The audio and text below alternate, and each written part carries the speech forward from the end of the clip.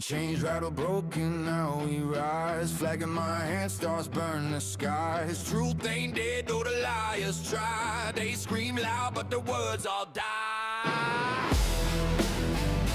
Guys watching hands, praise to the throne. Freedom ain't free, blood built this home. Continue freedom, keep it alive. Red, white, blue, we bleed to survive. God bless the brave who fight and strive. Continue freedom, keep it alive. Land of the free, ain't bending the knee. Truth in my veins, it's all I see. Patriots roar, no fear in the fight. Continue freedom, stand in the light.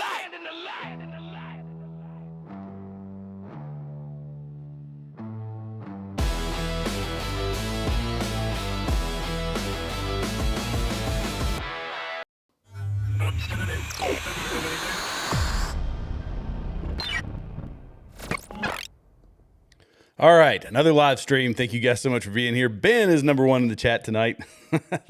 Appreciate you, man. I appreciate you a lot. We've got quite a lot to talk about tonight. Quite possibly my least favorite thing to talk about is the whole conflict in Israel. It is, it's so, the conversation has become so toxic. All, opportunity for nuance is completely out the window. But we're going to talk about it today because the big news that's all over the internet, Tucker Carlson and his producer's apparent detention in the airport in Israel, the private airport they flew to. Before we get to it, I'm going to give you a couple of headlines just to kind of warm us up here. I guess that UFOs are going to be a thing. Donald Trump came out and said, hey, I've told Secretary of War Pete Hegseth to release all that data. We'll talk a little bit about that if we've got time towards the end. This whole Tucker Mike Huckabee stuff, golly, it's a lot. I've watched the bulk of the interview, but I didn't have time to finish watching it before the show, before I got everything ready. But another thing is that tariffs are back on. So you probably heard that the SCOTUS came out and they said, nope, tariffs are off. Trump said, well, I found a loophole. So apparently I was using the wrong rule. I'm going to put the tariffs back on again. So if you were worried about the tariffs being gone, don't. Donald Trump is finding a way to navigate all these crazy political waters. And I found somebody made a point on X that, the SCOTUS was able to find loopholes in order to push Obamacare through, but for something like tariffs, which is commonplace for us, they couldn't find any wiggle room for tariffs. Find that very, very interesting. Okay. So that's some stuff we might touch on towards the end of the show. Let's get into the meat and potatoes of what's going on. Tucker Carlson came out, this was yesterday, and I was about to do a live stream on it, but I just was not prepared to do one. So I didn't. It was too late by the time I was done with work. So the embassy is saying that what Tucker Carlson said was false. That is, that his producer was detained at the airport. Tucker Carlson, he included kind of a description of this in the prelude to his interview with Mike Huckabee, which is going to be the bulk of what we're talking about. But Mike Huckabee, he has come out and said, no, this isn't true. Tucker Carlson says, yes, that it is true. I'll show you the video here in just a minute. But the embassy will get their take first. They debunk Tucker Carlson's claim he and his team were detained in Israel. This is according to the Post Millennial. So it said, and they are reporting off the New York Post, that Carlson, who's become a massive critic of the Jewish state in recent years, claimed that, quote, men who identified themselves as airport security took our passports, hauled our executive producer into a side room, and then demanded to know what we spoke to Ambassador Huckabee about. Carlson described the experience as bizarre, adding that his team was now out of the country. So this was a short kerfuffle, or as Candace would say, a kerfluffle, but it was a little kerfuffle here at the airport. I will give you my initial reaction before we get into some additional details. When I first heard it, I thought, is this out of the realm of possibility? And I said, no, it's not. It's not. Tucker Carlson has been very outspoken. Obviously, things are very heated over in Israel. And I was angry because my first thought was I could see this happening. Not because of some, preconceived notion about Jewish people or Israel or whatever like Tucker Carlson would have, but that there could be some ticked off person who works for airport security who said, I'm going to give them a hard time. And I thought if that happened, if that were the case, that person is an idiot. So I was kind of frustrated at first, not that I believed it, but I thought, could this be true? Yes, it could be true. And if it is true, whoever that person is, I hope they were fired. But The people on the right on our side, who are definitely no friends of Israel, they started coming out of the woodwork, and they were doing cheetah flips over Tucker Carlson's report of this. And this is MTG. She came out and said, American citizen and journalist Tucker Carlson detained in Israel after interviewing our U.S. ambassador, Mike Huckabee. And I thought, oh, well, is that accurate? And she, I had to look at the source that she was giving. And I find this funny. I find it funny because we will jump to any and every source. People, I say we, the royal we, or we in general, can find ourselves supporting sources that are wildly unreliable. Let me put it that way. And in this one, she was referencing the Daily Mail. The Daily Mail is leftist dreg. It's just absolute lib slop. And she saw it and she ran with it, despite the fact that other people had already started doing their reporting on it and doing their deep dives and saying, okay, this turns out this seems to be bogus. And Marjorie Taylor Greene's reputation with the Daily Mail is nothing short of well, here, let me just put this up. She has a reputation with these folks. So if they are a reliable source, as she would have us believe, then I suppose all the stuff that they said about her is 100% accurate. That she's a QAnon Congresswoman, Marjorie Taylor Greene, cheating on her husband, although I'm pretty sure that was accurate. The people that came out and did the before and after with the injection and all of these things, the race to be first versus the race to be the most accurate it really hurts public discourse, and it hurts our, the court of public opinion, because people will jump out and say, I've just got to be first. I've got to be first. And it causes people who have preconceived notions or looking for that confirmation bias to jump on irreputable sources or jump on, pretty crappy sources like the Daily Mail. Does that mean the Daily Mail gets everything wrong? No. But she jumped on it quick as a hiccup because she loathes Israel. And then the video came out. This was, I'm assuming that Israeli authorities brought this video out, that in airport security. And Tucker Carlson, again, we'll talk about it. He addressed it in the prelude to his interview with Mike Huckabee. But this was the video. So this is airport security. He's there. You can tell which one's Tucker. Wavy hair, his blazer, and taking pictures and all that good stuff. He said this was his driver. That was what he reported. That it was the driver. He was a very friendly guy, wanted to take a picture, and he left. He doesn't look like he's under any sort of duress. I think we can all agree on that. Now, it wasn't that Tucker Carlson was detained, which was initially reported. It kind of came to light that it was his producer who was detained. Really, his producer was brought to the side, and folks that travel in and out, I've never traveled to Israel before, but a lot of people who come and go from Israel say that questioning is a fairly common thing, because Israel is that nation is, for security purposes, rightfully so, locked up tighter than a drum. Okay. So was it true? I don't know. I have come out to say, or not come out to say, but I firmly believe that Tucker is a manipulator. He's one of the shapeshifters inside of American politics, along with Candace Owens and a few others. But I don't know. Do I think it's out of the realm of possibility? I don't know. We're taking his word for it until whoever the customs and the airport security, until they release some additional footage to say, here's when they arrived, here's when they left. There was a 5-minute gap. All right, there you go. You got your answer. It wasn't some long detention, as Tucker Carlson would have you believe. So let's see. This was all around his interview with Mike Huckabee. So that's the meat and potatoes of all of this. And this whole interview, it's like almost 3 hours long. I'm through about an hour and a half of it. The clips are already surfacing. So you're going to get a ton of clips, both from the people who dislike Mike Huckabee and from the people who like Mike Huckabee. So just pay attention to where those sources are coming from. I'm going to bring up some of the clips. I'm watching the video all the way through, and I'm probably going to have to do a part 2 on this to cover the last half. But Tucker, he fell in line with what he typically does or has been doing, at least over the past, let's say, 6 months, 7 months. And that is playing apologist for things like Islam, for bringing up the question of whether the Jews are even the Jews to begin with. He brought up the biblical prophecies and the Zionist view. Mike Huckabee tried to walk him through what a Zionist is in his eyes. And Mike Huckabee is a very staunch Zionist. There's no wiggle room with Mike Huckabee on that. But he started with some pretty weird things. He started asking Mike Huckabee about Jeffrey Epstein, why that would be in the purview of Mike Huckabee as ambassador to Israel, other than the potential connection between Jeffrey Epstein and Mossad.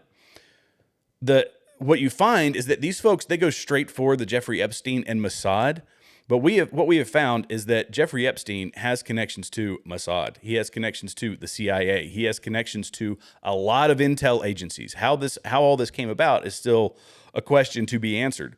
But if you have a certain people group that you don't like, you can, or a certain nation that you don't like, you can pretty much tie Jeffrey Epstein to any of them. And because Israel is the hot topic right now, that's where Tucker went. So let's play a couple of clips here. Let me play this. There's a lot of complaint about conspiracy theories and everyone, he's a hater. Everyone's assigning motive. But there's a way to end these conversations very quickly with facts. And I'm highly confused by... Have you brought this up to the president? No, I don't work for him. I've said this many times. I know you don't work for him, but you go to the White House and you see people there. You and J.D. Vance are very good friends. So have you brought this up to them? Because I have brought this up in public many times. It's not on my portfolio, but apparently it's very strongly on your mind. And I'm child just thinking you should deal is a significant concern for me. Well, it should be for everybody. But if there is a charged child molester. But I'm saying if you are very involved in the details of this, I'm not. And you think it's the U.S. government that's hiding and shielding somebody, then bring it up to the people that you personally know. I don't think that. I know it because the Justice Department has said we have millions of documents we're not releasing. Why are they not releasing? Mike Huckabee hit it right there. He said, you are very concerned about this. This is not something that's coming across my desk. He's worried about Israel that's on the verge of being, all these nations surrounding them that want to wipe them off the face of the earth. He's worried about the peace talks. He's worried about the peace summit that Donald Trump has been working on. He's got a lot of things that he is dealing with. And Tucker Carlson came in here guns a-blazing talking about Jeffrey Epstein. And Mike Huckabee said, look, that's not on my top of my list. The DOJ is working on that. The FBI is working on that. There's other intel agencies working on that. And he said, you go to dinner, you're best friends with the vice president. You're hanging out in the White House. Have you raised this question to them? And he says, no, I've said it publicly. Well, you've got the ear of the most powerful people in the world. You can call them up anytime. You can shoot them a text anytime. You are very connected, Tucker Carlson. Why haven't you asked them about this? Why are you asking the guy who's 6,000 miles away? I thought it was a valid comeback. And look, there's just to editorialize about Mike Huckabee a bit. He did a lot of this interview very, very well. He was cool, calm, and collected. But there were some instances where I was like, you could have done a whole lot better job, sir. I really wish you had. But he finally got into it. Tucker, and this is kind of prefacing Tucker's, I call it his jihad that he is on right now. But it helps frame this interview and how I felt he was approaching, or how it looked to me. I don't want to say felt, how it looked to me that he was approaching this particular interview. And this is a common thing that we've heard. This is a little bit lengthier clip. I don't think I'm going to play the whole thing, but let me set the stage for it. Very controversial topic, and that's Islam and the Muslims. And I noticed that in the United States that anyone who says, wait a second, what is going on in Gaza or the West Bank? Why are we paying for this? Why are our ministers, making excuses for this? Anyone who says those things is accused of working for the Muslims or being a secret jihadi or taking money from some Muslim group or country or whatever. This has happened to me, so it's for the record, I've never taken money from anybody, Christian, Jew, or Muslim. Other than the guy who invested $15 million in his media company, but let's move on.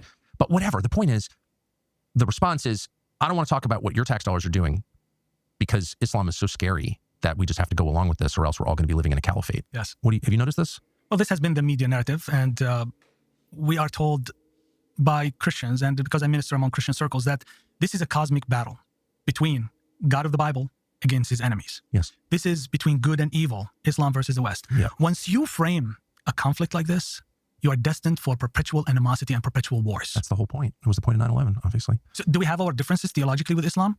Yes, nobody ignores that. Do we have our understanding of God? Yes, but that doesn't mean we have to discriminate and demonize an entire group of people, almost 2 billion people, for the sins that are committed by bad actors.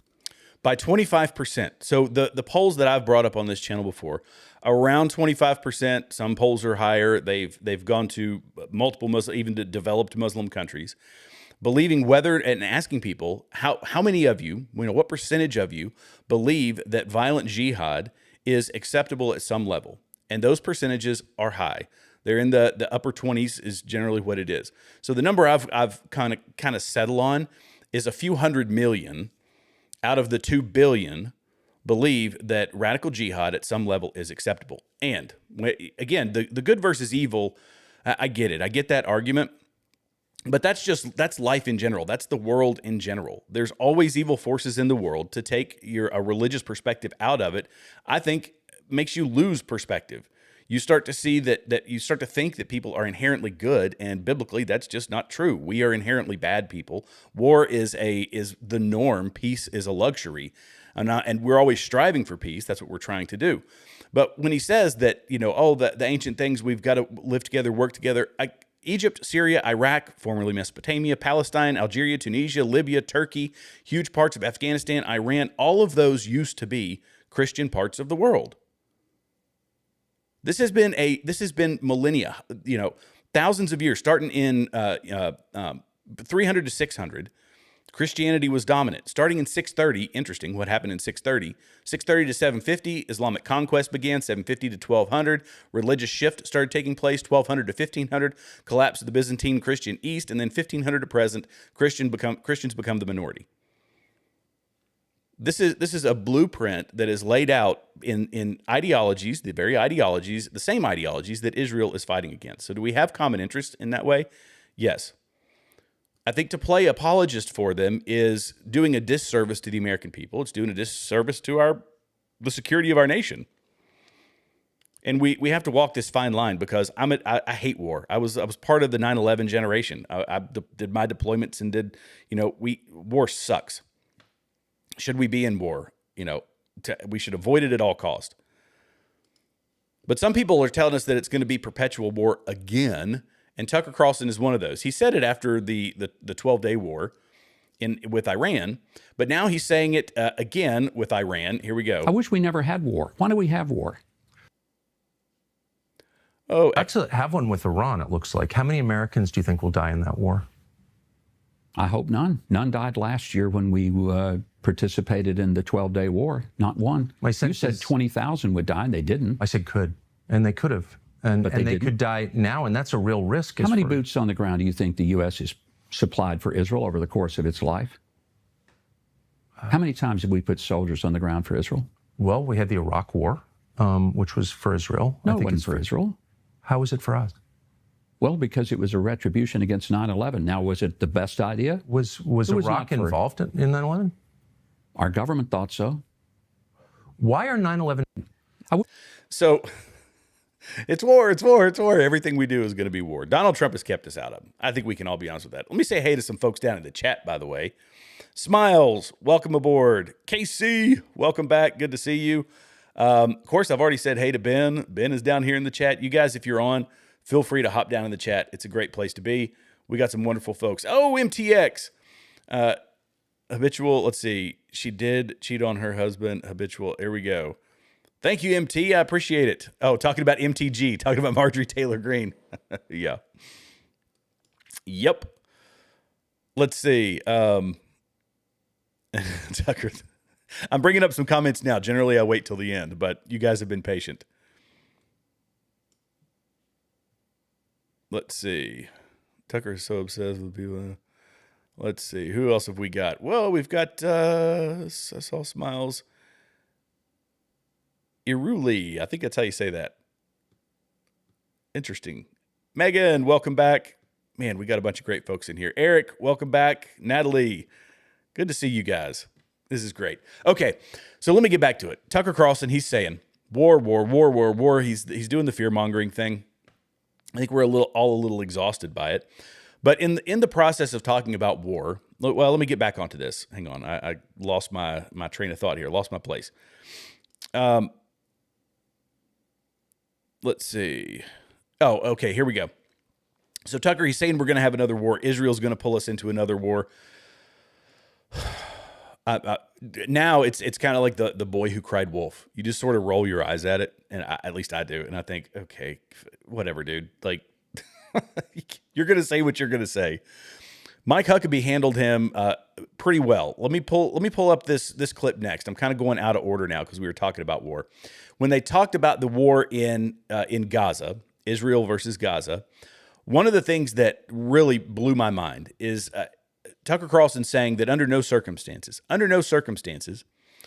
if an enemy combatant is a younger person, in this instance, they were talking about somebody who's 14. And I had a brief exchange with somebody on Twitter about it. She was very understanding, understood my perspective. But saying that he focused in on the death of the children, and that is something that is horrific. It's a horrific part of war. But the way he framed this was the war in Gaza is uniquely bad. And war in general is bad. When civilians are killed, it's bad. They talked about the tens of thousands, but 20,000, 30,000, 50,000. Numbers are all over the place. We're getting numbers from the Palestinian Authority, which is a shame in and of itself because that's Hamas. But Tucker was trying to make the argument that this is far worse. And I made the argument, I couldn't there, but I went back and looked at the numbers. We killed 500,000 civilians. That's not a justification. That's just saying that the war could have gone significantly worse. This was a dense urban population. But then Tucker says, back to the kids, and I kind of get the point that he's trying to make, but he's saying under no circumstances should a 14-year-old, if engaged in combat, engaging in combative activities, i.e. picks up a weapon and starts shooting at Israeli soldiers, they do not have a moral responsibility or authority to shoot back. Very strange. Listen to this. I wish that none of those people in Gaza had been killed after October the 8th. Well, I say not none of them. I'm glad Mohammed Sinwar was killed. I'm glad that some of those warriors, the people who masterminded and carried out the atrocities of October 7th. 14-year-old Hamas operatives, how do you feel about their deaths? If they participated in that, then God help them. I'm telling you, what does Tucker, that mean, God help I don't it? know that they were 14 years. No, but I'm telling you that when someone commits the acts of atrocity and then they hold hostages, if these were your children being held hostage in Gaza, what would you do to get them out? I wouldn't want to kill 14-year-olds. I'll tell you that. Let me ask you something. Would you do whatever it took to get your kids back if they were being tortured, raped, starved, I would and not beaten? kill children, period.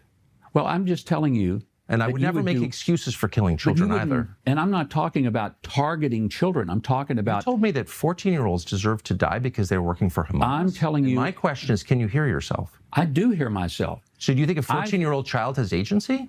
Do you think that he deserves to die because he's being used by adults? Isn't his death a crushing tragedy? If he's holding a gun and he's pointing it at someone who's trying to save a hostage, and the only way to save that hostage... I'm telling you, war is a horrible thing. It's a horrible thing. And a lot of innocent people I'm the one who thinks war is a horrible thing. No. I think what you don't I'm trying to explain how horrible it is, and you're saying that the 14-year-old deserved to die. This is such a... Look, this is why I say Tucker is a lefty. He's doing the bleeding heart thing. If a 14-year-old, well, let's go back to what he said. Does a 14-year-old have agency? No. Can a 14-year-old be influenced by Hamas? Yes, it happens all the time. It happens with Hamas, Hezbollah, Al-Qaeda, the Taliban. These people are notorious for using young men to engage in battle. And what I posted on X was this shows how naive Tucker is, I believe, that he doesn't realize a 14-year-old who picks up a weapon is just as deadly as a 40-year-old who picks up a weapon. And they do this in part, not entirely. They do it oftentimes because these kids are just indoctrinated and can't wait to get out here into the fight because that's what they are brainwashed to believe, them being Islamists, Islamic extremists from whatever sect you want to choose. And he's so naive that he thinks, no, under no circumstances, until you can verify the age of the person pointing a weapon at you, do you have the moral right or the moral authority to shoot back or defend yourself. And that is an infantile argument.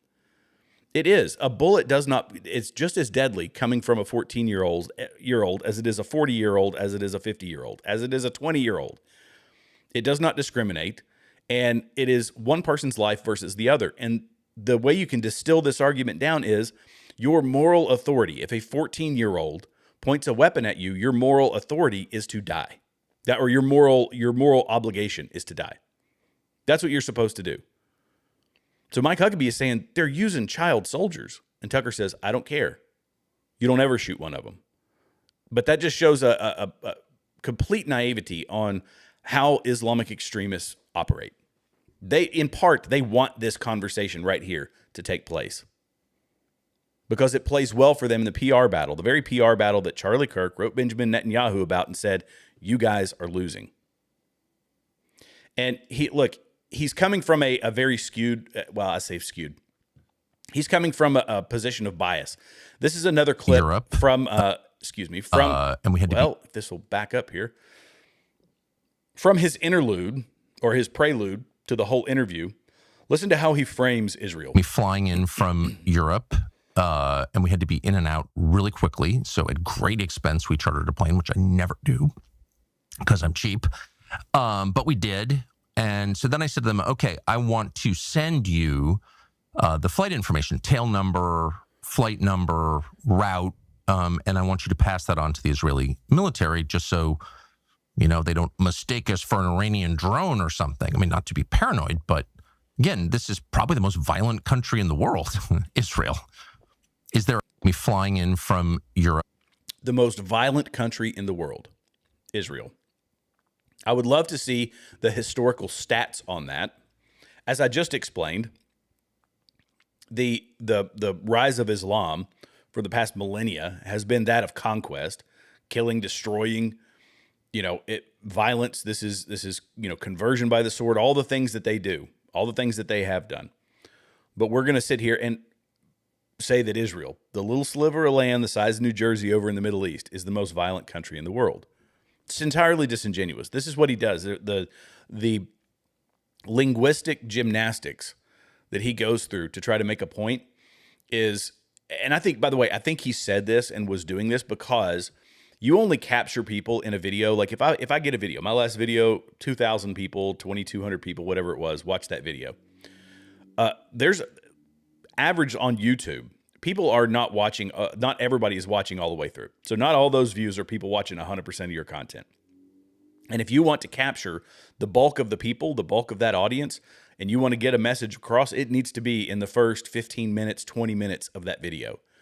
So he hits it right up front because he knows the people that are popping in and popping out, they're at least going to hear this and they're going to run with it because people, so many of our fellow citizens have become malleable due to, I think, TikTok and the condensing our information into 1 minute or less clips. It's bad. And they, this is him talking about this is him talking about the Israel being violent. He talks about it, we've kind of covered this. The other thing that was big that he was hitting on, let me pull this clip up. It's the age-old argument that the Jews in Israel aren't the Jews at all. And golly, it exhausts me to hear people say this. Mike Huckabee's response was great. We'll get to it in just a second here. Here we go. Let me pull this one up.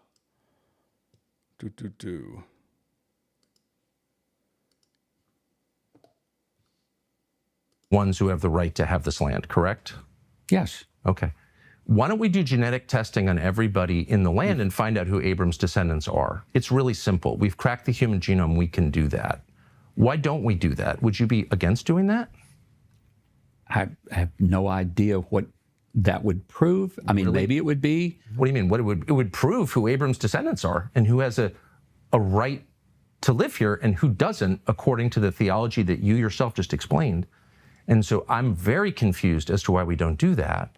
If you believe the theology that you've just explained to me. Would we do that all over the world? Well, and everybody this is the only country in the world that you've said has this covenant with God, that this people have a moral and legal right to the land. What about people who convert to Judaism? Would they have a right?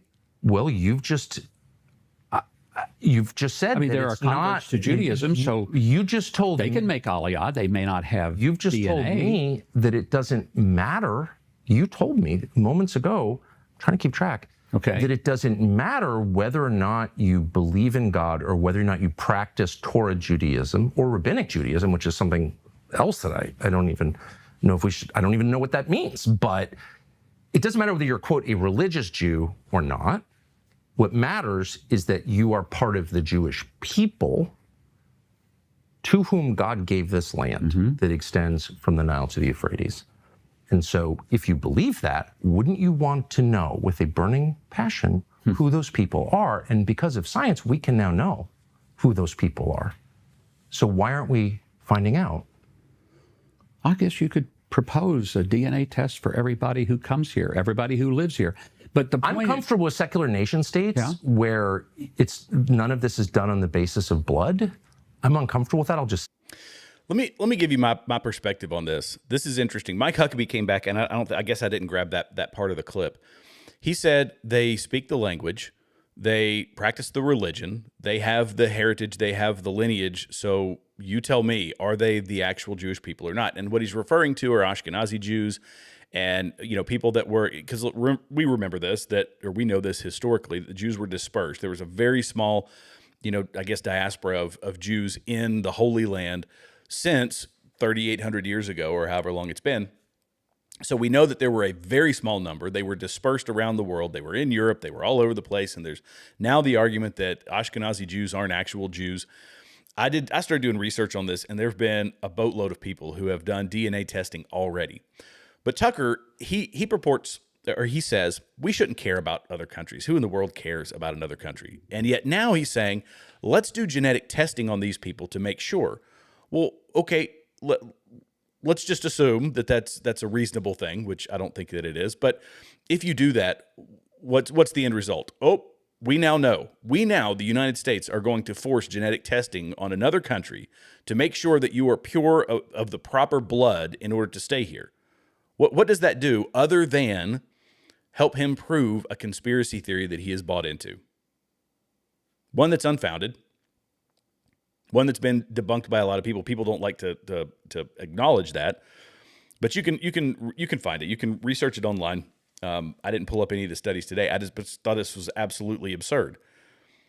That for somebody who doesn't like, I would assume he's fairly skeptical of 23andMe, or if people sending in their DNA to the internet, he thinks that everybody should send in their DNA to a very controlling federal authority in order to prove who they are, prove whether or not they deserve to live in this particular land. Okay, the other piece of this is the biblical side of it. He says, well, we're having arguments about whether these are the descendants of Abraham or whether they aren't the descendants of Abraham. Let's just assume, and I just take that completely out of the picture. They are there now. And Tucker never would commit to, yes, the question, does Israel have a right to exist? He never truly committed to that commentary, to give his opinion on that.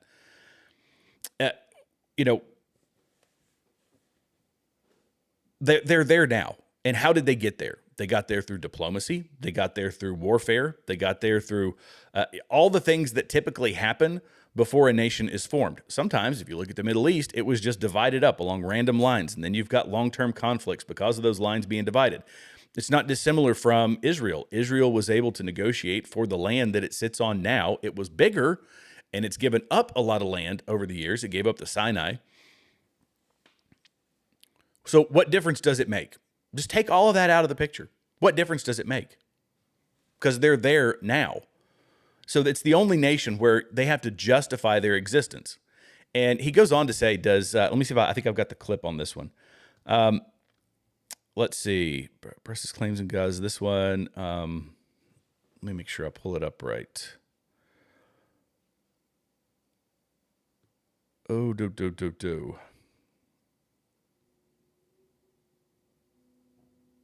Well, I guess I didn't grab that one. Thanks for bearing with me on this. Oh, well. Anyway, I guess I didn't grab that clip. So nonetheless, he's making the argument that if they find out that not enough of them are of pure blood, we just dispel them. He talked about the right to exist, and Tucker pushed back and said, do the people in the UK have a right to their land? Do the people in Scotland, I think he was referencing, the people in Ireland, or not, it wasn't Scotland, it was Ireland. Do they have a right to exist? And he said, yes, they do have a right to their land. But that's not in question at this point. Those things have been questioned over the years. People have taken over various parts of the world through conquest. But the justification for the existence of a state is only being argued now, I believe, because it's so new and because of who resides on that land. It's the very same people who have undergone, a plethora of persecution, tons of persecution over the millennia, people who were dispersed, all of that. And that's the only reason that they care. They're only debating this over one particular area. But yeah, do native Brits have a right to their land? Yeah. Could Israel be taken over? Yeah, it totally could. At some point, who knows? Maybe it will. Could the UK be taken over? Presumably. But it's the only one who their lineage, because it was a country formed out of nothing, this is why it's in question. So the whole argument, it boggles my mind. I think it's not worth the time that we're taking to argue about it, but they make it a sole focus of their content. Tucker's entire content is focused around the existence of the state of Israel, which, does it have a right to exist? 250%. They did the legwork. They did what it took. They got their little piece of land the size of New Jersey in the Middle East. It ain't much, but it's their home. And people like this guy and the people he's supporting, like the Qataris and others, they want to push him out. I'm sorry, you're never going to find me play an apologist for Islam. I'm just not going to do it. It's entirely antithetical to the West, entirely antithetical to our ideals, our morals, our principles. I just can't do it. Let's see. Let's find the next clip here, because we had several good ones. Okay, so this is one of Tucker Carlson. I don't need to play this one. Well, you know what? I will. Why not? Let's do it.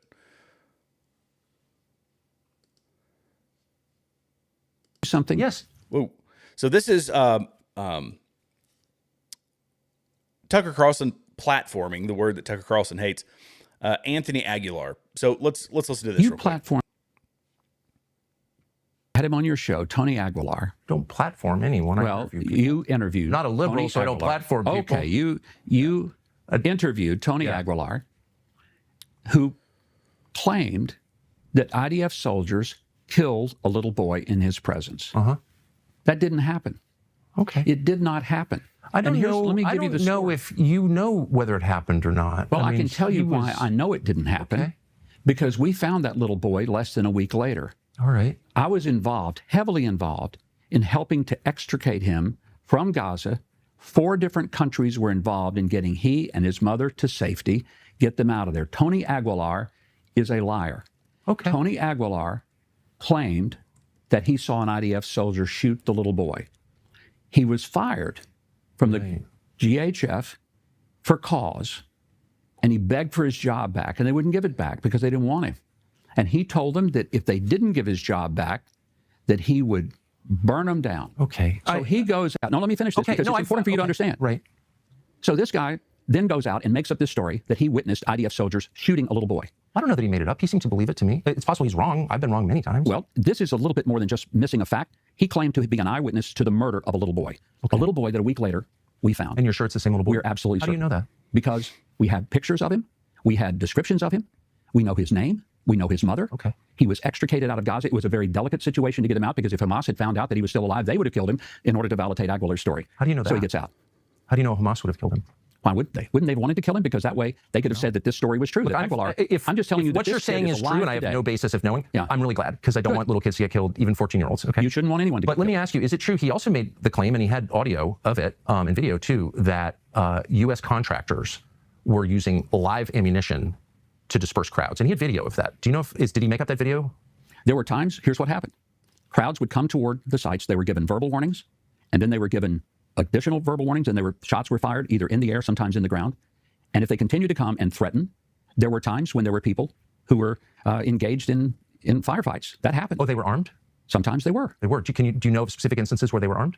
I can probably get you some specific information about that. I think I know the answer to that. I don't think there's any evidence at all that they were armed. But I also know Are you okay with using live ammunition at aid distribution sites for families, women, and Well, children? very rarely did this happen here. How about at all? Are you okay with that? No. I'll tell you what I'm not like okay you're with. okay No, no, no. I think you are so trying to put words in my mouth. I'm not. You said that they were firing back, but then there's no evidence that they were. On a Sunday afternoon, I can remember when there was widespread reports on BBC, CNN, and the New York Times, and they said that 27 people were killed at a feeding site. We had video extensively over that site. Not one single person, not only were they not shot, nobody was shot at. There was not one bit of violence that happened at that feeding site. Trying to get me to defend BBC? I'm not going to do that. It's like defending Hamas. I agree with you. I don't believe anything I see in the media. It's just that it's really simple. If people are using, and these were American contractors, by the way, these are not Israelis that I'm aware of. American contractors run by some crypto minister or something was running the group. If they're using live ammunition at an aid distribution site, that strikes me as totally unacceptable. They were not firing. Does it seem acceptable to you? They were not firing If at crowds. people got killed, there's a way to. Some of those people got killed because Hamas were trying to keep them from getting to the aid distribution sites because Hamas was controlling the food. Hamas made $500 million selling the food that was supposed to be given away for free. Defend Hamas. And what they were trying to do is to keep people from going to the sites where they were getting food for free. When we set GHF up, Hamas the bad, first thing that BBC happened, bad. I know, Agreed. but I'm telling you, the first thing that people said was, wow, this is the first time we've had food that we got for free. Is it Because they okay had to buy shoot it. unarmed people? I just told you it wasn't. That's awful. Yeah. It's awful. Of course it's awful. Are all lives equal, do you think? Of course they are. So the death of a Palestinian is every bit as important and significant as the death of Israel? Why wouldn't it be? Of course it is. I don't Of course know. it is. There's no such thing as a human soul that God made that is less valuable than another. I'm pro-life. Me too. So I believe that every life has intrinsic worth and value. There's no such thing as a worthless or a completely disposable life. That's what makes me pro-life, Tucker. I totally agree. And I believe that from the conception until the end of natural life. That's why I would never say when confronted with the death of children, war is terrible, because it minimizes the deaths of those children. It's awful. And I don't think it minimizes. I think it is outrageous. It's a terrible. So he's trying to say that, first off, when he says, are all lives equal?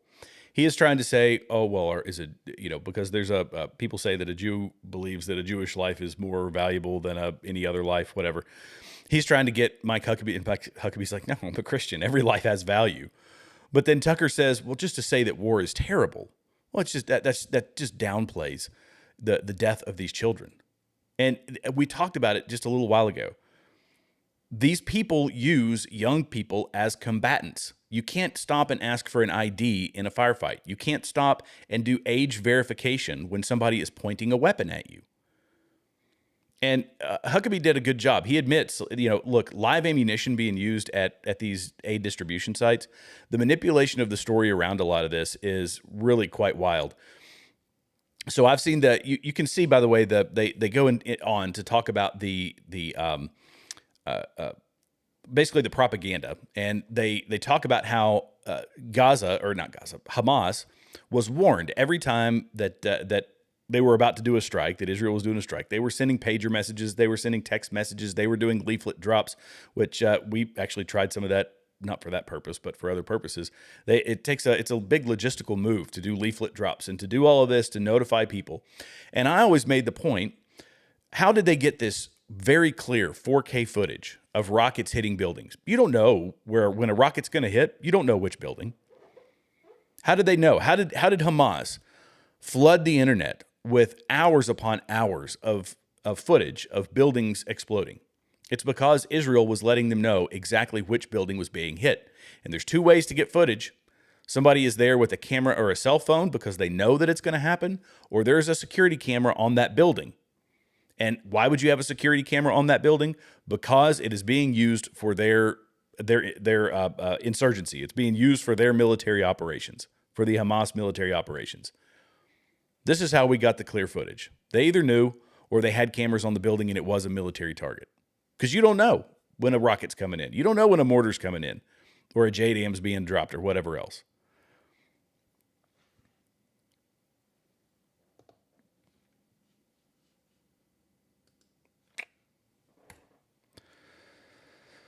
So at least Mike Huckabee, I mean, he acknowledged, he said, look, civilian deaths are terrible. But like we talked about at the top of the show, the 50,000 people that were killed, I believe is the number. It's terrible. It's horrible that happens. War it just sucks. 20,000, 30,000, whatever the number was of those were Hamas. The rest were civilians. And so we're at this 2-to-1 ratio. We killed, by the way, in Iraq, numbers vary. but low numbers are 185 to 210,000. Consensus seems to be around 400 to 500,000, which is horrific. But to say that this is uniquely bad, as all war is bad, as all war is terrible, is just, it's Tucker trying to paint a false narrative. He's shaping the story, and the people that buy in, that just rely strictly on his confirmation bias, they're going to eat it up hook, line, and sinker. Now, I have to say something bad about Mike Huckabee. Part of this was with Mike Huckabee, the initial question, and I didn't pull the clip for it. I should have. I put the notes in here. But Mike Huckabee met with Jonathan Pollard. If you don't know who Jonathan Pollard was, he's one of the most prolific spies who was spying for Israel here in the United States, handed over a lot of military data to Israel. It was troop movements and battle plans, all sorts of things that he handed over to Israel. And he went to prison for 30 years for that. Now, the argument that Mike Huckabee made was that typically for a case like this, the prison sentence would have been less. Mike Huckabee was lobbying to have him, basically paroled and sent back to Israel in 1995, I believe. Pollard was given citizenship in Israel. It's all really shady, all very nefarious. And he met with him. And I thought, I kind of agreed. Benny Johnson said this not too long ago. He said, when Mike Huckabee met with Jonathan Pollard, he should have been stripped from his post. And I don't know if I would have gone that far, but he should have been admonished for that. Under no circumstances should you entertain a spy who was one of the most prolific spies of this century. But then you start thinking, well, people say, well, it's Israel. We don't do that. Tucker has said this before, that we don't spy on our allies. Allies don't spy on one another. This is why.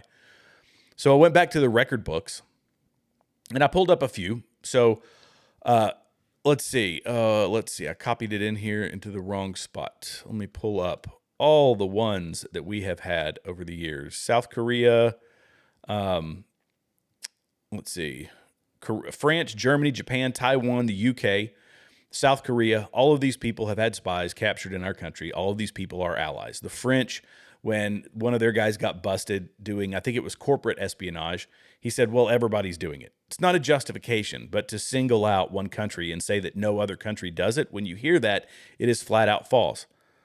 Robert Kim in 1995, and this is all over the past 40 years, by the way, which is around the same time. It was in the 80s when Jonathan Pollard got caught. He tried to get into the embassy, and he wasn't allowed in. He got nabbed. He went away for 30 years. Robert Kim, he was a U.S. Navy O&I specialist. He was South Korean born, passed classified satellite and submarine info, and sentenced to 9 years for passing that data along. You could talk about us. What about us? The U.S.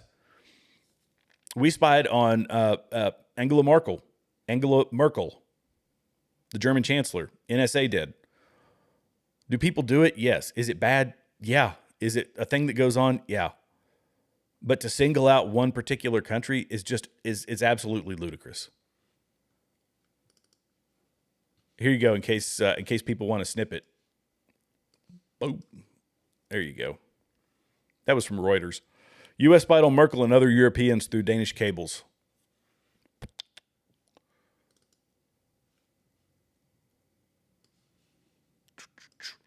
And again, it's not a justification. It's just saying that this is a dirty, rotten, fallen world. That governments are nefarious. This is why the founding fathers were so distrustful of a centralized federal authority. That's why they wrote the Constitution the way we did.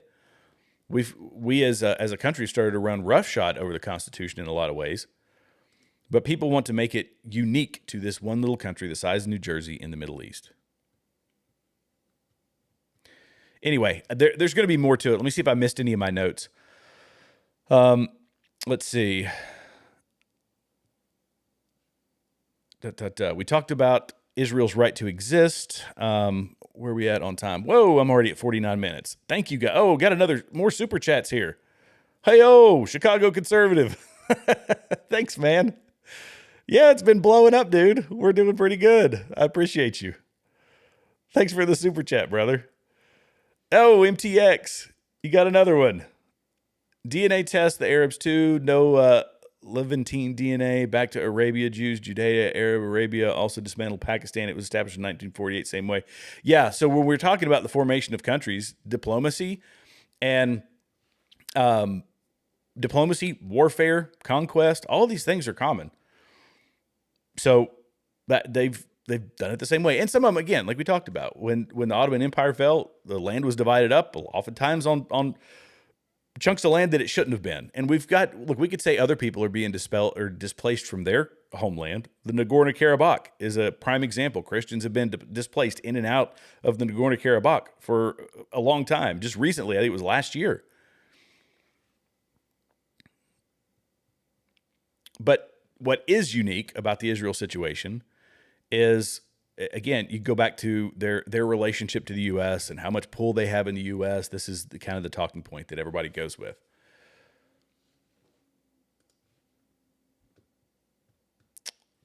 Now, before I get on to the next point, and we're gonna shift from the Mike Huckabee, I'll do a part 2 to this. And while I've got some folks on, if you haven't done so, hit all those free buttons below. It's super helpful for the channel, the subscribe button, like button, notification bell. It really helps us grow, helps us with the algorithm. Share the content, share it over on X. Go follow me on X and all those other platforms. I'm going to do, and before I get to the next talking point, I'm actually going to do a Sunday special this Sunday because we talk about politics. We talk about all these divisive things. And I found a speech from, it's from the head of the Carlson Center. And he did, it was a speech from years ago, but it was really, really good. It was at this large scale convention that he was doing for a nonprofit.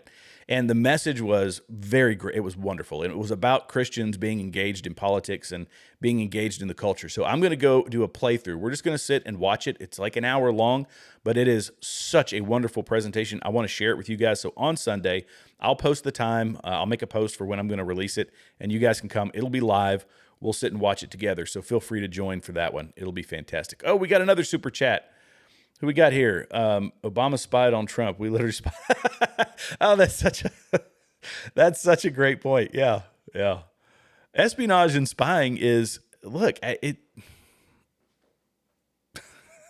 is true. We're spying on our political opponents. That's not right, but yeah, it's a fallen world. It's a fallen world. Governments are seeking an edge wherever they can. And a lot of the spying that's done with other people it's corporate espionage, people spying on the military-industrial complex, and they're trying to steal secrets that are going to give them a defense edge or whatever it happens to be. All right. Let's go to, here we go. I think I touched on all the ones I wanted to. Again, I'll have to do a part 2 for the Huckabee interview. It was so long, my goodness. And it was absolutely blowing up on X. Clips were everywhere. Okay, let's talk about, this is kind of funny. This is a funny clip before we get into something serious. You guys will enjoy this one. This is the evolution of American dictation. Sorry, I have to hit something funny. It was in my As notes. is the love of liberty with every ligament of your hearts. No recommendation of my mind is necessary to fortify or confirm the attachment. The unity of government which constitutes you one people is also now dear to you. It is justly so, for it is a main pillar in the edifice of your real independence. We are not enemies, but friends. We must not be enemies. Though passion may have strained, it must not break our bonds of affection. The mystic cords of memory, stretching from every battlefield and patriot grave to every living heart and hearthstone all over this broad land, will yet swell the chorus of the Union. Why are the races unreconciled? Why does poverty persevere? Why are our governors indifferent to us? Why are the young disenchanted? Why do the birds sing so unhappily? It is easy to be carried away, and yet always there is a strain of seriousness, something in the system that warns us that America had better strike out on a different course rather than face another 4 years of asphyxiation by liberal premises. I think that this is such a, I think that this is this is, of course, a very longstanding policy of the United States. I'm going to get to comments because I've already gone over the hour, or about to go over the hour once I get to comments. I'll hit the rest of it tomorrow. How about that? Along with a little more of the interview, we'll hit all these other topics. And the other topics are going to be Whoopi Goldberg and these other people having to jump out and say, well, I'm in the Epstein files because, it's crazy. They were calling for it. Trump's in there. Trump's in there. And Whoopi Goldberg was in there. So were a couple other women from The View. We're going to talk about aliens, which is demonic, by the way, is my belief. And let me pull this back up. So I showed it to you before. This was retweeted by Pete Hegseth, and then I'll get to comments because I actually think this is very important. I don't know when this stuff's going to get released. In the off chance it's released tomorrow. So Donald Trump, he said, based on the tremendous interest shown, I will be directing the Secretary of War and other relevant departments and agencies to begin the process of identifying and releasing government files related to alien and extraterrestrial life, unidentified aerial phenomenon or UAPs, and unidentified flying objects, and any and all other information connected to these highly complex but extremely interesting and important matters. God bless America. And when you see this, this is my advice to you. I've talked about this with a bunch of my buddies when we talk biblical things. This is a demonic thing, right? It's atheists love UFOs and UAPs. Some Christians do, but because it flies, and I won't say they do, the Christians don't, but a lot of the atheists like it because it flies in the face of God creating mankind as the only intelligent and unique species made in his image. And so mankind is created in God's image. So regardless of what we see, I firmly believe that these would be demonic deceptions. And you might think I'm nuts for that if you're an atheist or whatever. You might think I'm crazy. But what better way to try and debunk or fool people who are, God-fearing people who believe in Christ, that there's something else out there, because people could see that as flying in the face of God being the ultimate creator. I would say if it comes out tomorrow and there's all this crazy nonsense that hits the internet, other beings, other entities, other things, I firmly believe 100% is demonic. And Tucker, Candace, they all entertain this stuff as if it is something from another planet. That cannot be. That cannot be. But there is some crazy stuff out there. Who knows? Okay, let's get to chats. All right. You guys are fantastic down here in the chat. Whoa, golly, lots of them. I'm glad so super chats. Thank you guys. Again, I'll pull up Chicago Conservative. Sean, I appreciate you, man. Thanks for being on here. And then I also want to thank MT or MTX. I appreciate you. Like 3 super chats tonight. Awesome. It's the easiest way for me to find them. I'm going to go through here and see what I can find. Golly, let me go down to the most recent ones. In fact, if you've already put in a comment that you wanted me to read, hit me up now. Hey, welcome back, Future. AOC was buffering like she was using dial-up. Oh, that's fantastic. That's exactly what she was doing. Yeah, she is talking about AOC. Yeah, she's terrible. Auditory whiplash. At the same time, they won't convert.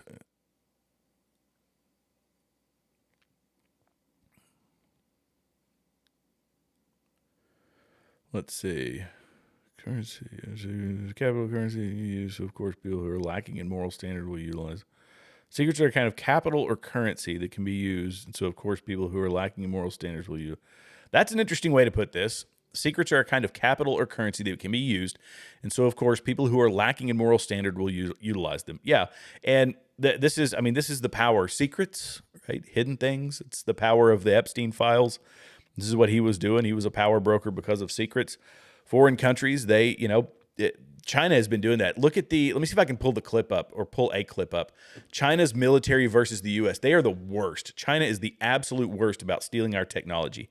In fact, I could probably find something here on X. When you look at their fighter jets, when you look at their military tech, they look exactly like ours.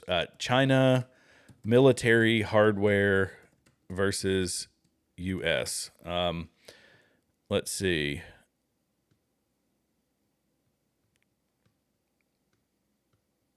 Golly, and I think the Russians had stolen quite a bit too. After looking at G satellite things, China's aviation fleet no longer a generation ahead, but well, I'm not finding it in here. Well, I'll find one and show it to you guys. But you can find images online where they'll pull up the Black Hawk, basically our Black Hawk helicopter, and the Chinese version. It looks exactly the same. You'll find their next gen fighters. You pull them up, they look exactly the same. That sort of espionage has been going on for a long time, and China is terrible at it.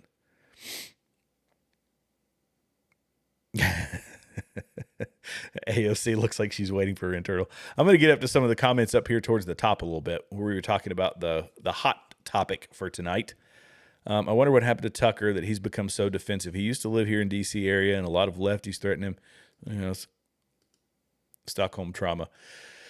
You know, Tucker has it has been a very interesting shift, and look, I liked Tucker, admittedly, when he was being a bit more of an honest broker. And people can fall, as people's opinions change, you can fall in and out of favor with commentators and folks like that. You absolutely can. But he's changed so hard in a different direction.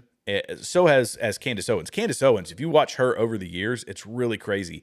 She's a complete shapeshifter. From the images of her in like rap videos to her running Social Autopsy to her being part of the Daily Wire and being linked to TPUSA to now her doing whatever it is that she's doing.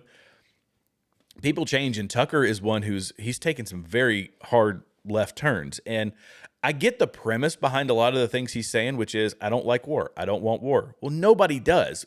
But the way he pitches it is that we do want war. We do want to engage in forever wars. And that's just not the case. The opposition to Tucker also doesn't want war. But we look at the world not as some, we look at the world for what it is, which is a brutal, reckless place. Like, it's a terrible place where peace is a luxury and war is the norm. And we're trying to avoid the war. But sometimes it's just going to happen. Sometimes you have no option, no other option. And when he talks about, we're going to get into this forever war with Iran, well, it hasn't happened yet. It hasn't happened after we bombed their nuclear facilities. In fact, their only response to us bombing their nuclear facilities was, hey, Mr. President, we have to do something to look like we're retaliating. So we're going to go ahead and shoot over into this empty field here a couple of rockets. Can we do that, sir? And he says, yeah, fine. Yeah, fine. Go ahead. Shoot your rockets. Do your thing. Do your thing. Just don't hit any of our people. And that's what they did. When somebody like him is crying wolf over and over and over again, eventually people just say, look, dude, hush, hush. But any other military action against Iran, could it be justified in some way, shape, form, or fashion? It possibly could. Who are the people that are supplying all of our enemies around the world with the weapons and the munitions? Who were doing it? Who was doing it during the war in Iraq? When we were getting wrecked over there, it was the munitions were coming from Iran. Because everybody knew it. Like, that's just what happened. They are the largest funder of terror around the world. And if there is regime change, again, I don't like regime change. We're generally terrible at regime change. It looks like they may be moving towards regime change of some sort. To say something like a Nick Fuentes, which is he's, I guess, adamantly opposed to any kind of regime change over there. He says that the protesters and the people that are in the streets, they're the idiots. They need to shut up and just start listening to their government.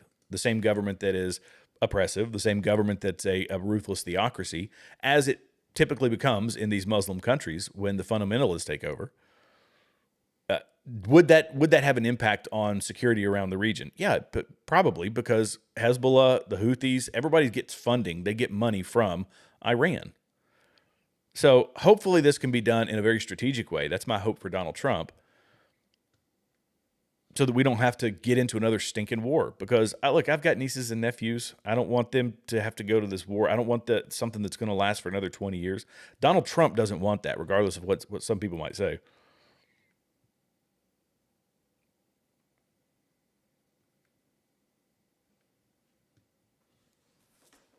Let's see. Hey, don't worry. I'm tired. I'm a tired young mom. I feel. Let's see. Tucker and MTG both do this. They use victims as their shield against criticism when they are the ones using and taking advantage of the victims and trying to invert Yeah, well, victim politics, the playing the victim card, this has become it's a tactic that worked for the left, and some people on the right are doing the same thing. They really are. So we're not above it. People on the right aren't above it. 50,000 really doesn't take into account how many of those were combatives, the majority. Yep, there you go. Well, and here's the other kicker, and they talked about this, is, what are the actual numbers? Now, they got into a conversation or a debate about the press. The people have said that Israel hasn't been allowing the press in, which is true. They haven't been allowing press into Gaza to cover the battlefield. What Huckabee was saying was that a lot of the people, or many of the reporters that were killed, were actually Hamas fighters who were wearing press vests. They were wearing press vests as cover, as they do. They're chameleons. This is how an insurgency is fought. We saw this all the time. You could have somebody who was shooting at you 1 minute, and 3 days later you see them and they're just walking down the street, or they're sitting in a meeting with you, or they're, these people are chameleons, and that's what makes an insurgency so difficult. And insurgencies in an urban environment are horribly difficult. So we're also relying on the information from the insurgents. That's where we're getting our data from. We don't know the actual number. And even Mike Huckabee said we don't really know how many people it is.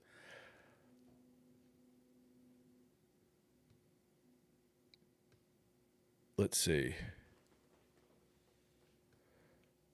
We spy on our allies all the time. Spy on us. Yeah, Vashon. He said, hit that like button.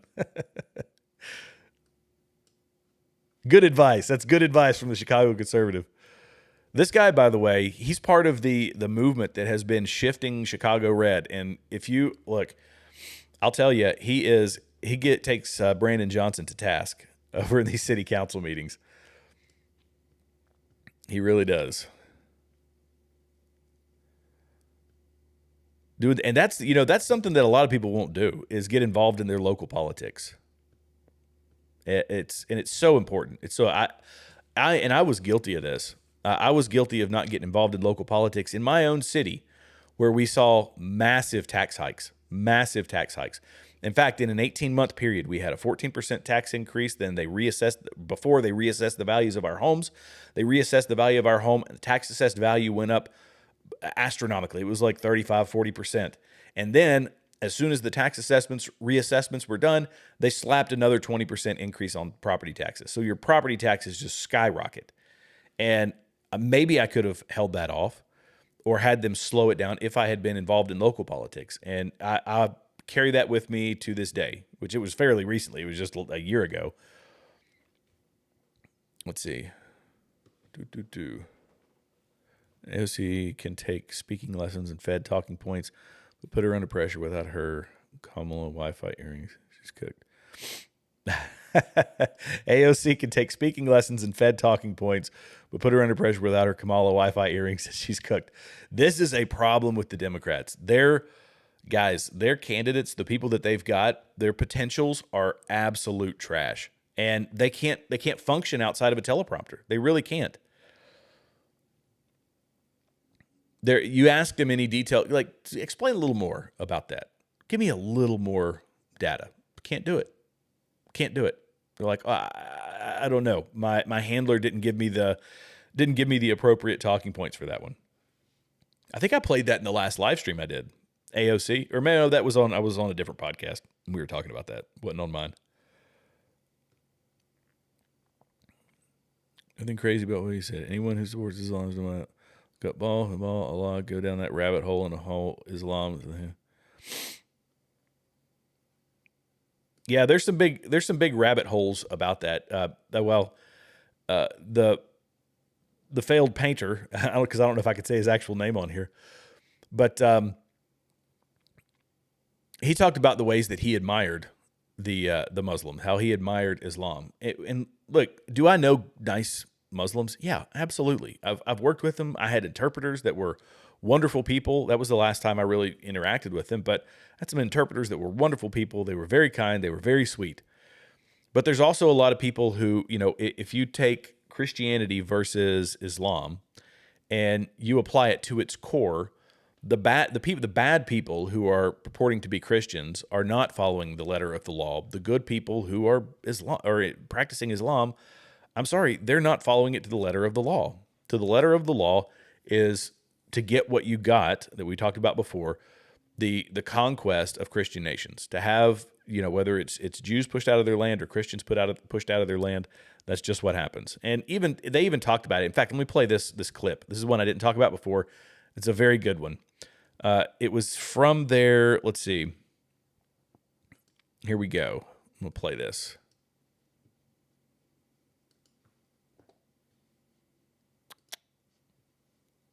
When you said the Christians were kicked out, Tucker, Christianity is growing in Israel. Okay, but and there is a big lie that goes out there. But no, let me finish this because I keep hearing that Christians are really not treated well in Israel. That's a lie. Well, there are lots. It is a lie. There are lots of different. There were 34,000 Christians in Israel in 1948. There are 184,000 Christians here today. And by Israel, what are you counting? You talking about the land? What territory are you counting? I'm counting talking about Israel proper. Are you counting about Israel the West proper. Bank as well and Gaza? I mean, what do you when you say Israel? Those numbers apply to what landmass? It would be in Israel proper. Okay, there are 184,000. Now I'll tell you where Christians are not doing very well. They're not doing very well in the Muslim-controlled countries. There's almost no Christians in Qatar, for example, except those who live in the Christian ghetto, who are the service workers. I'm sorry. Look, I don't want to argue with you. There are many more Christians in Qatar than there are in Israel. That's not true. It actually is true. And I refer you to Wikipedia, Mr. Ambassador. Wikipedia. I refer you to the government of Qatar, the government of Israel. These are knowable facts. I'm in Jordan, by the way, numbers are down. In Syria, the numbers are down. In Lebanon, the numbers are down. I'm just telling you that about twice as many Christians. But they live in the enclave. They are not native Qataris. Okay, we're mixing so many different categories here. I'm just saying I get things wrong all the time. You've just gotten something wrong, and I think it's important to acknowledge it. There are many more Christians in Qatar than there are in Israel. Fact. How many?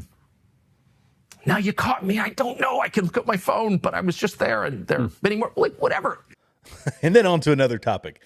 The fact of the matter is, yes, there are more in Qatar than there are in Israel. However, the argument that Tucker makes is Christians are able to freely worship, and it's as if they were here in the United States. This is kind of how he pitches it, that there's freedom of religion and all this. Incorrect. They are shoved aside, the Christians are, in Qatar.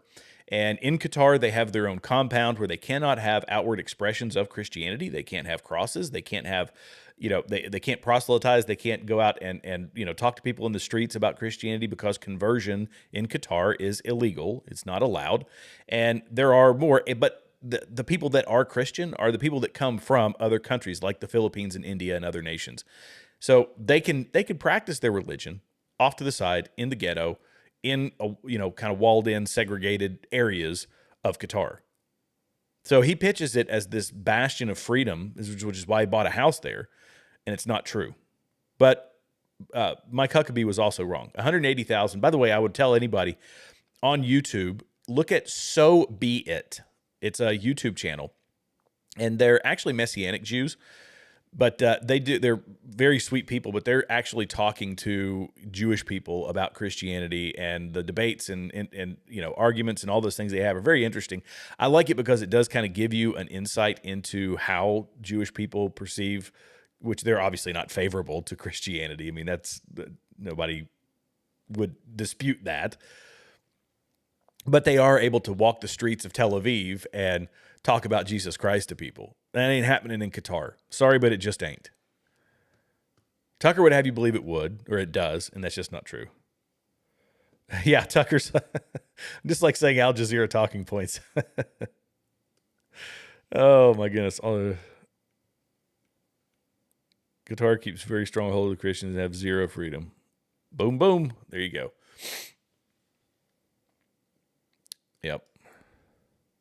Yep. Qatar migrant workers. Sorry, it doesn't show your emojis in my software, but you're right. The Christians in Qatar, they're migrant workers. Now, I think Qatar, was it Qatar or was it Saudi Arabia who got busted for the basically slave wages and slave wages and conditions that they had. It was bad. It was really bad. I can't remember where it was. I guess I could look it up. But anyway, they took a lot of heat from the international community because of how they built one of their, I think it was a soccer stadium or something like that. Maybe it was the World Cup that was there. So yeah, they rely on a lot of migrant workers because Qatar is a very small nation. It's a very small nation. But wealthy, they can pump. In fact, I'm going to play this one. I wasn't going to play it, but let me go ahead and play this one because this kid did a pretty good job of outlining all the stuff in a very entertaining way that I've harped on in multiple videos over a span of many, many months. Listen to this. Last 10 years, Israel has spent over $250 million on registered lobbying and PR in Washington, which ranks among the top spenders globally. Like, did you know that Trump's current Attorney General Pam Bondi is a former foreign agent for Israel? Kash Patel, the leader of the FBI, also consulted for Israeli interests. Steve Witkoff sold a hotel for $623 million to a wealth fund in Israel. Explain to me why Israel has hired these powerhouse firms like Mercury Public Affairs and Blueprint Advisors, who are firms whose entire job is to get FaceTime and meeting time with officials in the United States. And so that I don't lose anybody, by the way, this is a satire thing where he's just laying out. I'm sorry, I'm killing it right up front, but I've got to because people will be like, that's not true. That's not true. No, I know it's not true. He goes on to say that this is all Qatar who's doing this. He's doing it as a pitch for certain people who say, oh, yeah, Israel did this. Israel did this.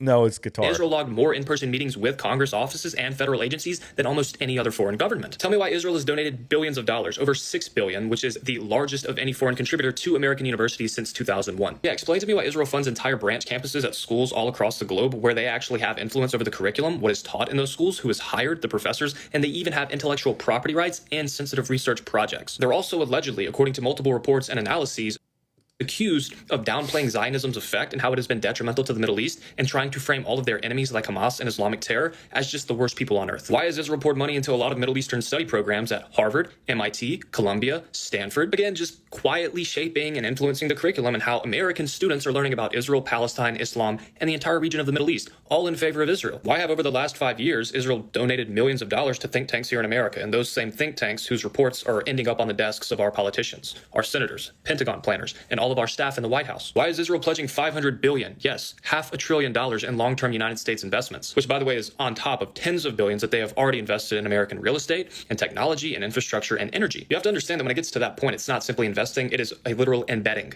of itself, of the country Israel, into the backbone of the entire country of America. Why did Israel invest $50 million into a major conservative media outlet while they also were funding state-backed global media networks that are pushing narratives to progressive Gen Z audiences that are in favor of Zionism? Why is Israel hosting the biggest American military base in the entire Middle East? Why is Israel hosting leaders of groups who have consistently for many years been accused of extremism? Why are they lobbying Congress to soften the legislation that targets their own Zionist terrorism? In a way, kind of blackmailing us, threatening that American jobs Oh no! among the top spenders groups who have consistently for many years been accused of extremism. Why are they lobbying Congress to soften the legislation that targets their own Zionist terrorism? In a way, kind of blackmailing us, threatening that American jobs and billions of dollars in Boeing contracts are at risk if we put sanctions on them for their war crimes. Now, I already told you how they fund all of these schools and what is taught in schools, but did you know that a third of their university donations between 2021 and 2024 drastically accelerated, which was right at the same time that they were being scrutinized over their foreign influence and what they were doing in the Middle East? Did I say Israel? I meant to say Qatar. Yeah, every fact, statistic, and dollar amount, and I encourage you all to fact check me, was not in reference to Israel. It was about Qatar, but you don't hear about that. When you piece it all together into one clip, it's astronomical. Ben, I just saw that you sent me a message. Okay, I'm going to play this. Ben sent me a clip from this guy. I'm going to assume, I haven't seen it yet. I hope is it inappropriate, Ben? Let me know down in the comments. If Ben's still on, are you still on, buddy? Let me know down in the comments if this thing that you DM'd me is appropriate or not. Oh, gosh. He should have broken it up a great video. Oh, I got another super chat. MT said, John 1:3, Genesis 1:1. Okay, I get it. Okay, I get what you're saying. God created aliens too. Yeah, it's a whole debate, fallen angels and that sort of thing, how that operates. I ain't a theologian. I'll be honest, I ain't a theologian. I talk about it all the time with a lot of people, and I've listened to a lot of theologians try to explain it. But yes, everything is created by God. Got that. No dispute. It's not inappropriate. Okay. I'm going to play this. Ben DM'd me this. So I'm going to play it because this guy he's really stinking funny. Here we go. The security camera footage of Tucker Carlson being detained and abused at Ben Gurion Airport in Israel is so horrific. I'm going to play it for you right now. Move! Stop! Stand over. I don't want a cavity search! Where's the accountability? What has Tucker Carlson ever done to you, Israel? He's given you no reason to treat him like that. The security camera... Oh man, this guy that does the Candace Owens can't read sort of things. Oh, they're hysterical. I think he's on part 3 right now, but it's funny. Oh, did you guys see, by the way, that Candace's team has started to mute her? So the clips that are out there when she mispronounces a word, I guess it's starting to be muted. I don't know how they do that because I thought all of her stuff was live and not pre-recorded. Oh man. Anyway, wow, I've gone way over my time. I appreciate this. I appreciate all the viewership. I appreciate you guys hopping on here and engaging in the chat. Canna Michelle thought that one was funny. Welcome aboard, Canna Michelle. Oh, yeah, that guy's hilarious. Hilarious. Okay, if you are new here and you haven't done so, hit all of those free buttons below. Doesn't cost you a dime, helps the channel, helps us in the algorithm. I've truly enjoyed tonight, even though it's talking about something that just is so vitriolic and divisive. But we do it anyway because it's important. Christian Nazi, Christian Zionist, anti-Zionist, anti-Israel. Okay, well, that BB Gula. There's a lot of words in that, but I get it. Oh, I know, Canna Michelle, you got here late. So, guys, I have to apologize to all my regular watchers. Okay, you all know this. I try very hard to be on time at 6:30, but my schedule shifts around so much right now, and that's a disservice to you. And by the way, I've had people ask me, why aren't you doing memberships? And the reason is I want to be able to provide to you maximum value, absolute maximum value in additional time. And I don't feel like I could provide that with to the level that you guys deserve. So I'm working myself towards memberships and all of that so that I can do some exclusive content with you guys. It's really, but honestly, that's on my plate. That is on my to-do list, but I've got to get my business and all of my contract work locked into a more reliable schedule. But at the end of the day, if any of you all want to give me money every month, I'm not gonna take that money until I can provide maximum value for you. That's just the way it is. And as I can do that, I'm going to. But as the last reminder before I sign off, be sure on Sunday, again, follow, if haven't done it yet, hit the subscribe button, like button, notification bell. I will make a post about the Sunday special when I'm going to do it, and we'll sit down and we'll watch and listen a wonderful speech talking about how we as Christians, if you are a Christian, or if you're interested in Christianity, how you could be involved in this culture war. How, what's our role and responsibility in this culture war? It's fantastic talk. I'm going to do it. Give me a thumbs up if you're interested in that down in the chat before we go. So I will make a post and let you know what time it will be, or I'll pre-schedule it, something like that. And that way you guys know. Okay. I think I've covered everything. Guys, have a blessed Friday evening. Enjoy yourselves. Be safe out there. God bless you. God bless America. So check your email, folks, for notifications about live. Yeah, there you go. Bingo, bango. Megan just said it. And see, you hit me up with all the good stuff. Turn on notifications. It all helps the channel. God bless you guys. Have a wonderful night, and I will see you in the next video.